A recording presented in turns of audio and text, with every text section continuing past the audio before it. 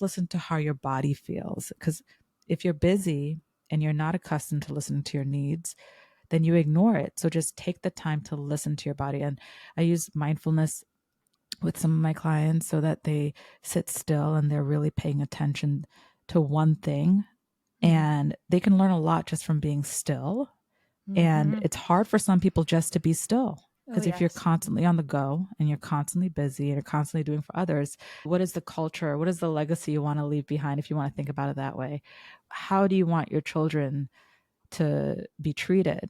Because if your mindset is, I have to do this for my kids, they come first. Well, then reframe things. Do you want your children to repeat that pattern? Because you probably learned that pattern from somewhere. It could have been your own parents, that your own mother who was putting the kids first and ignoring her needs. And is that something that you really want your children to model?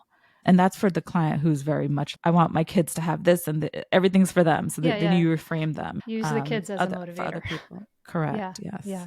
Mm-hmm.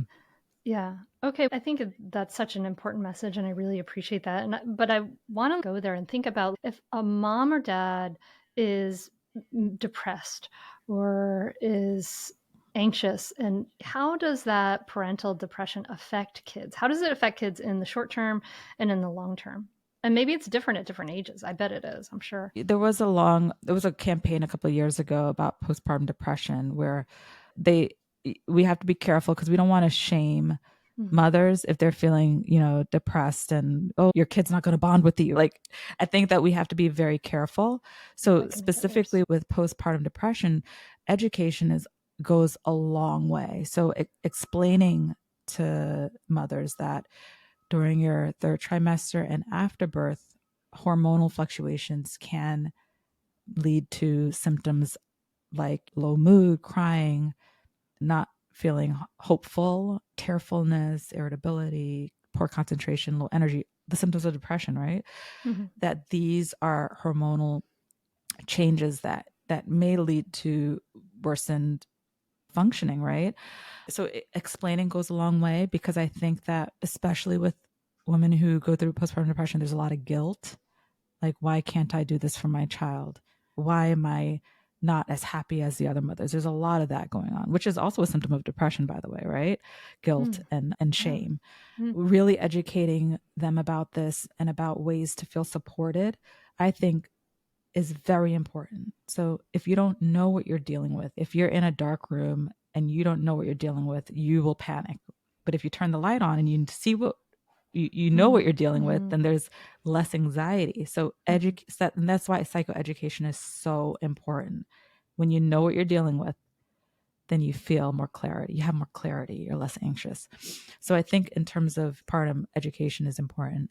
With major depressive disorder, with my clients, what I do is I draw a family tree. And some of the schools that I work with in New York start the day with mindfulness, because they know that children who are better regulated in terms of their emotions will learn better. They'll have better behavioral control. They'll have more control over how they react to. If you can incorporate that into your daily routine, that would work wonders for you, I think. And then there's therapy. So with depression and anxiety, depending on what access you have to therapy, some people don't have a therapist for miles. So consider teletherapy. And when you're interviewing your therapist, you want to ask them about their qualifications. You want to ask them about their comfort with dealing with anxiety and depression. What's their success rate? What are their modalities? What did they use? And really interview the therapist, because not all therapists are equal.